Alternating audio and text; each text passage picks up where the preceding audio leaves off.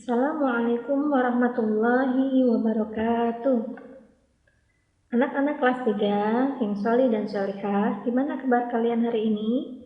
Semoga kalian tetap sehat dan tetap semangat walaupun saat ini kita belajar dari rumah.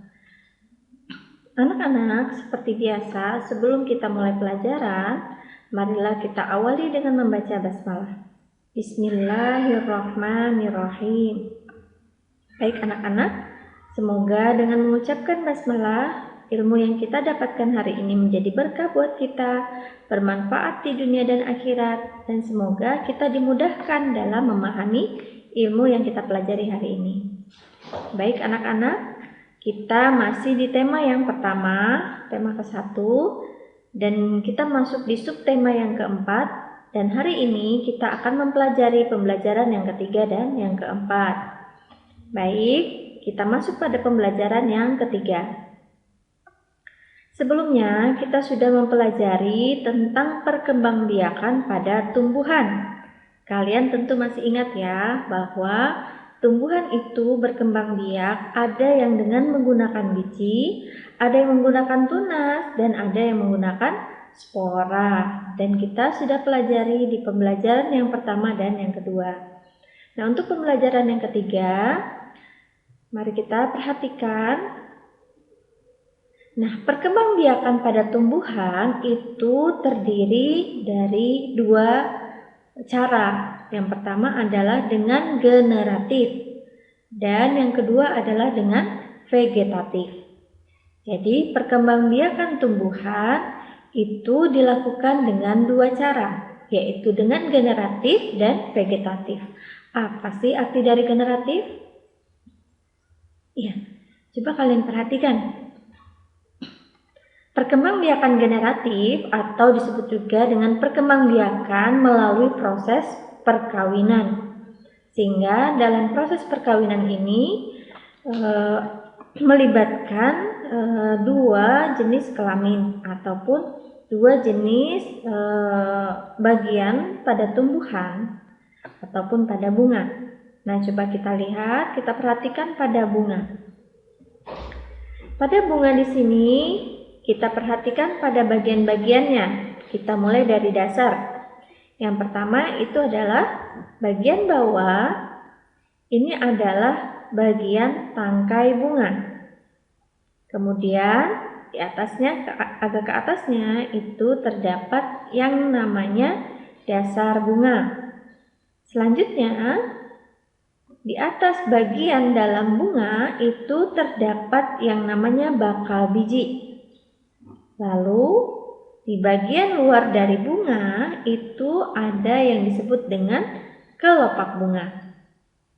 Dan kemudian pada bagian inti dari bunga yang biasanya berwarna-warni itu disebut dengan mahkota bunga. Lalu kita lihat biasanya di bagian dalam bunga itu terdapat dua organ pada bunga, yaitu yang disebut dengan putik dan benang sari. Ya, ini adalah organ pada tumbuh-tumbuhan atau bagian dari tumbuhan yang digunakan untuk melakukan proses perkawinan atau perkembangan secara generatif, yaitu melibatkan antara putik dengan benang sari. Jadi benang sari ketika bertemu atau ditiup dengan angin, maka benang sari itu akan menempel pada kepala putik. Sehingga kepala putik di sini akan mengalami yang namanya proses pembuahan. Nah, baik anak-anak, itu adalah cara yang pertama pada perkembangbiakan tumbuhan, yaitu dengan cara generatif atau dengan cara kawin. Nah, kemudian cara yang kedua, nah seperti yang Ustazah bilang tadi ya, ini adalah alat kelamin pada betina, yaitu pada bunga itu disebut dengan putik, sedangkan alat kelamin jantan pada bunga itu disebut dengan benang sari. Nah, bagaimana proses terjadinya pembuahan? Mari kita simak berikut ini. Yang pertama adalah serbuk sari menempel di kepala putik. Nah, pada saat serbuk sari ini menempel di kepala putik, maka terjadilah pembuahan di ruang bakal biji. Jadi di ruangan ini yang terdapat bakal biji inilah akan terjadi pembuahan, di mana ketika setelah terjadi pembuahan, maka yang pertama terbentuk itu adalah yang disebut dengan zigot. Nah, zigot itu adalah bakal biji. Nah, kemudian yang kedua, dia akan menjadi lembaga atau bakal biji yang nantinya bakal biji ini akan menjadi daging buah. Bakal buah dan menjadi daging buah. Nah, seperti yang kalian ketahui, kalian lihat di sini ada gambar penampang dari biji. Nah, coba lihat. Ini adalah lembaga atau calon tumbuhan baru, atau kita sering menyebutnya dengan tunasnya. Nah, nanti ketika dalam beberapa waktu calon tumbuhan baru ini kemudian akan keluar dari belahan ataupun penampang dari biji. Nah, kemudian untuk yang tadi, yang kedua, yaitu cara vegetatif atau tidak kawin. Nah, cara vegetatif atau cara tidak kawin ini kita sudah pelajari sebelumnya, di mana perkembangbiakan tumbuhan dengan cara vegetatif itu contohnya adalah dengan menggunakan tunas ataupun biji secara langsung tanpa melalui proses bertemunya putik dan benang sari. Nah, coba kalian perhatikan, ini adalah nama-nama bunga nasional Indonesia. Yang pertama yaitu bunga melati. Siapa yang pernah mencium bunga melati? Iya, bunga melati ini adalah bunga yang berwarna putih dan baunya itu sangat harum. Bunga melati itu sering juga dikenal dengan sebutan puspa bangsa. Ya, itu adalah bunga melati. Nah, kemudian yang kedua adalah ada yang disebut dengan anggrek bulan. Bunga anggrek bulan ini dikenal sebagai nama yaitu puspa pesona. Nah, kemudian bunga yang ketiga ini adalah bunga Rafflesia arnoldi. Biasa disebut sebagai puspa langka. Kenapa disebut sebagai puspa langka? Karena keberadaan bunga Rafflesia ini adalah bunga yang sangat langka, artinya dia tidak bisa hidup di sembarang tempat. Berbeda dengan melati dan anggrek bulan, itu bisa kita pelihara dan mudah untuk dikembangbiakan. Sedangkan bunga Rafflesia itu adalah bunga yang sangat langka, sehingga disebut sebagai puspa langka. Ya. Nah, kemudian kita sebelumnya sudah belajar tentang membuat mozaik yang bisa dari daun kering. Nah, sekarang kita akan mempelajari macam-macam teknik potong. Coba kita perhatikan pada layar. Adapun macam-macam teknik potong itu bisa dilakukan dengan cara menggunting, yaitu kita menggunting kertas atau daun kering dengan bantuan alat gunting, sehingga permukaan benda yang kita potong-potong atau kita sobek dengan menggunakan gunting itu lebih rapi dibanding kita menyobeknya dengan tangan. Bisa kalian perhatikan di sini, ini adalah gambar orang yang sedang menggunting kertas, sehingga ini adalah cara atau teknik memotong, yaitu dengan menggunakan gunting. Selanjutnya, cara yang kedua adalah dengan cara merobek. Nah, ini adalah cara merobek. Ya, dengan menggunakan tangan, tidak menggunakan alat yang lainnya. Sehingga hasil dari teknik memotong dengan menggunting dan merobek pasti hasilnya berbeda. Dengan menggunakan gunting, maka hasil potongan akan lebih tampak rapi. Sedangkan ketika kita memotong dengan cara merobek, maka permukaannya terlihat kurang rapi. Oke, sekarang membuat karya dengan teknik potong. Nah, coba kalian buka di buku paket kalian halaman 163. Kita sudah belajar bagaimana teknik memotong, yaitu bisa dengan menggunakan gunting dan bisa juga dengan teknik merobek. Sehingga cobalah kalian ambil kertas, kemudian kalian potong-potong dengan menggunakan gunting, atau bisa juga kalian merobek kecil-kecil dengan menggunakan tangan. Lalu kemudian kita tempelkan pada kertas yang telah disediakan. Coba kita perhatikan di sini. Ini adalah cara teknik memotong dengan menggunting. Nah, kalian tentu sering menggunting kertas. Oke, selanjutnya. Nah, coba bukalah buku paket kalian halaman 165. Nah, di situ ada soal. Siti memiliki 484 tangkai bunga anggrek. Siti ingin menyimpan dalam 4 buah vas bunga dengan banyak tangkai bunganya yang sama pada masing-masing vas. Kira-kira berapa banyak tangkai bunga anggrek pada setiap vas? Nah, jadi Siti memiliki tangkai bunga itu sebanyak 484.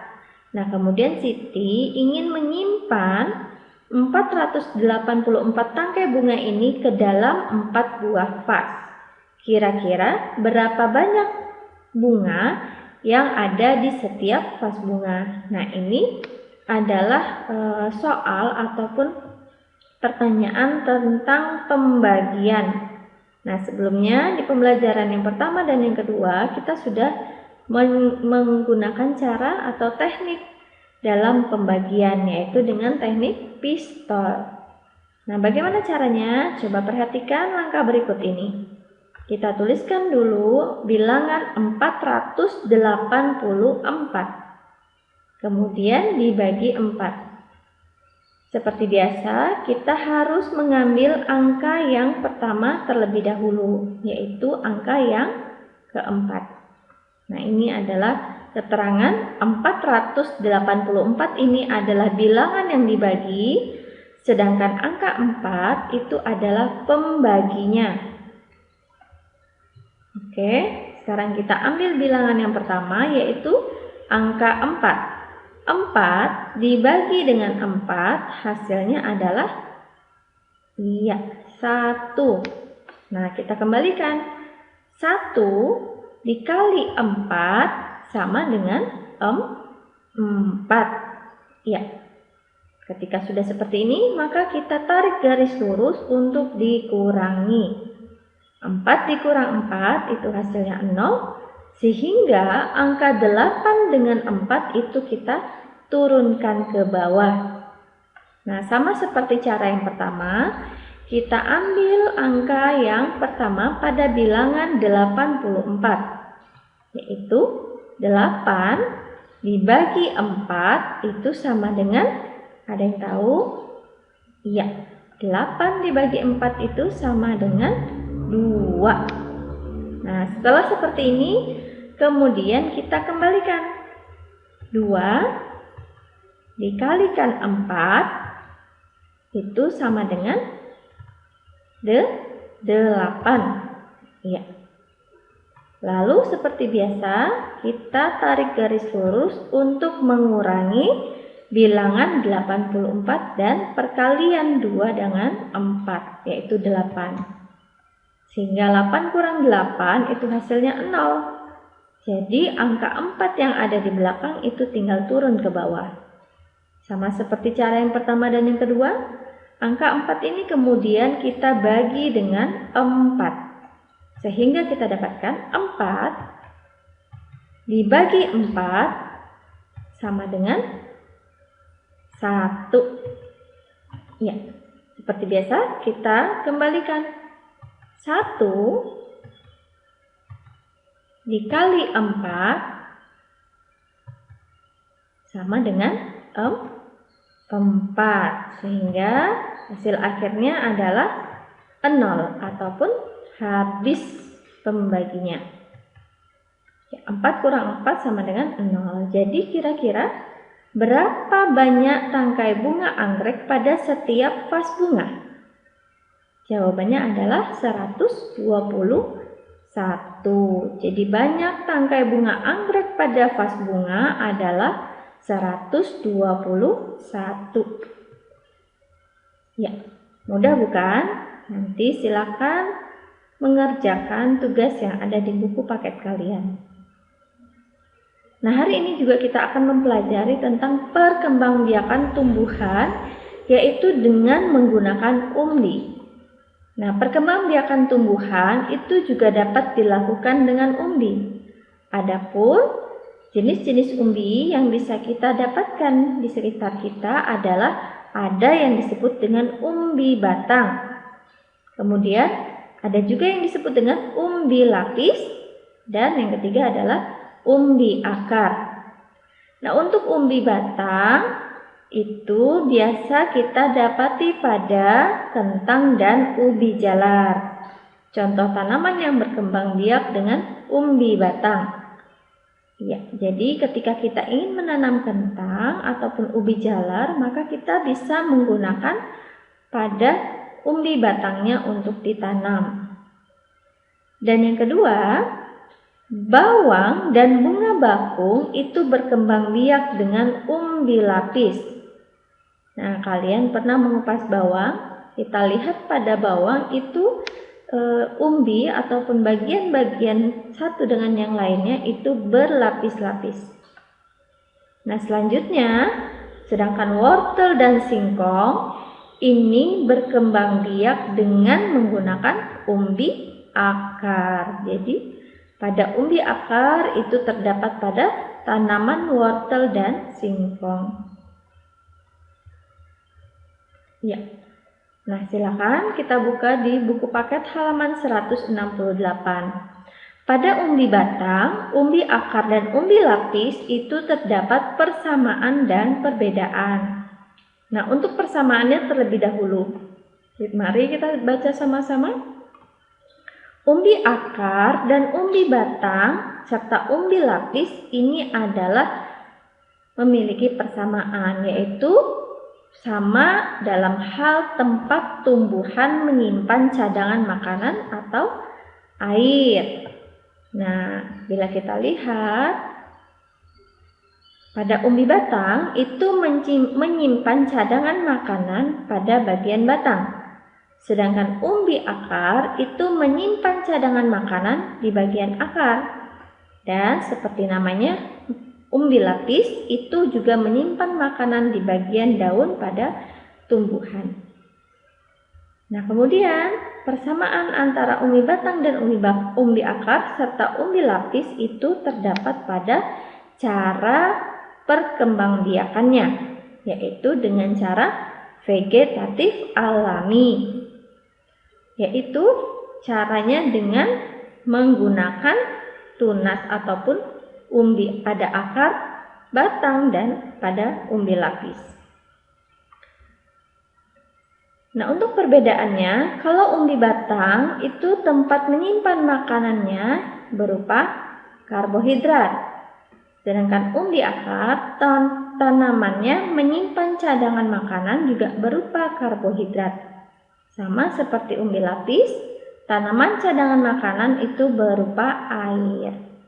Nah, ketiganya ini merupakan hasil dari modifikasi bagian tubuh tumbuhan yang mengalami pembesaran.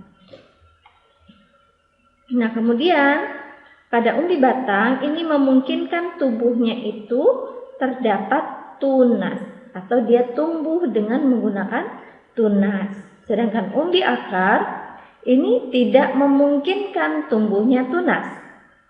Nah, sedangkan umbi lapis itu memungkinkan tumbuhnya tunas pada bagian tubuh umbi lapis. Nah, kemudian kita bermain lompat tongkat. Silakan buka di buku kalian. Itu adalah cara mengkombinasikan antara gerakan melompat dan berlari, yaitu bila kita perhatikan di sini, ya, seorang anak-anak kemudian ambil ancang-ancang dengan berlari, kemudian ada garis batas awal lompatan. Nah, ini adalah permainan pada lompat. Nah, mengukur jarak lompatan dengan menggunakan batang singkong sebagai alat ukur. Jadi, kita menggunakan batang singkong yang ukurannya kurang lebih 1 meter untuk dijadikan sebagai alat ukur untuk menghitung jarak lompatan. Selanjutnya, berikut ini adalah aneka makanan hasil olahan dari umbi-umbian. Yang pertama yaitu kentang. Kentang ini jika diolah maka akan menghasilkan yang namanya keripik kentang. Sama juga pada singkong. Singkong itu ketika diolah maka akan menghasilkan berbagai macam makanan. Bisa berupa keripik atau getuk. Selanjutnya, ini adalah gambar ubi jalar. Nah, biasanya ubi jalar itu direbus. Nah, kentang itu akan diolah menjadi keripik kentang. Nah, singkong jika diolah bisa menghasilkan keripik singkong.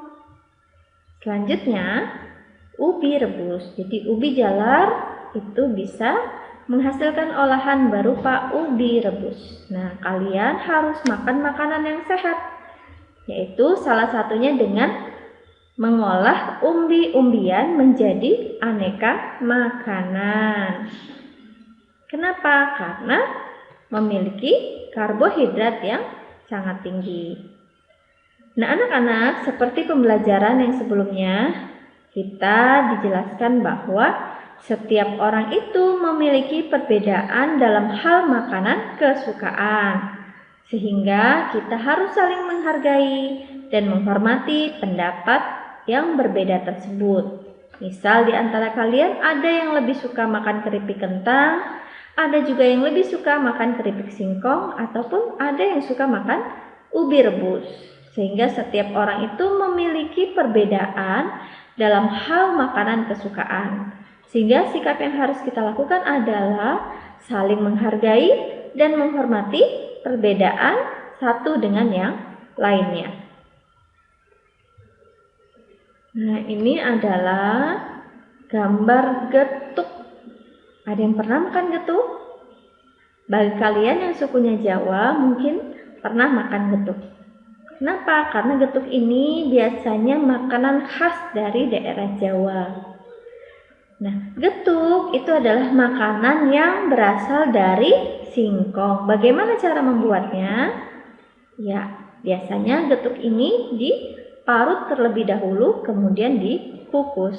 Dan bisa ditambahkan dengan perwarna supaya lebih menarik. Dan ditaburi dengan parutan kelapa supaya lebih terasa. Nah, anak-anak, sama halnya ketika kita membuat getuk. Dalam hal membuat getuk itu diperlukan kerjasama. Kenapa? Karena dengan bekerja sama, maka pekerjaan kita akan terasa ringan dan cepat selesai. Sama ketika kita membersihkan kelas, ketika cuma dilakukan oleh satu orang, maka pasti akan lama selesai dan akan terasa berat. Tapi ketika kita membersihkan kelas dengan cara bekerja sama, masing-masing memiliki pekerjaan, misal ada yang menyapu, ada yang membersihkan jendela dan sebagainya, maka pekerjaan itu akan lebih terasa ringan dan akan cepat selesai.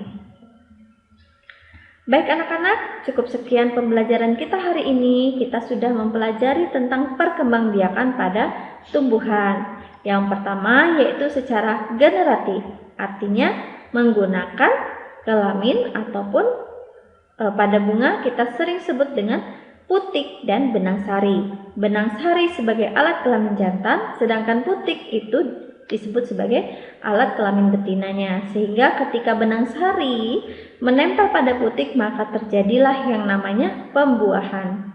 Dan yang kedua, cara perkembangbiakan pada tumbuhan yang kedua yaitu dengan cara vegetatif atau tidak dengan cara perkawinan. Dan biasanya kita sudah pernah belajar sebelumnya, biasa pada tumbuh-tumbuhan yang menggunakan tunas, biji, dan spora, serta yang lainnya. Baik anak-anak, mudah-mudahan ilmu yang kita pelajari hari ini bermanfaat. Dan sampai jumpa di pembelajaran yang selanjutnya. Seperti biasa, kita tutup dengan mengucapkan Alhamdulillahirrabbilalamin dan Assalamualaikum warahmatullahi wabarakatuh.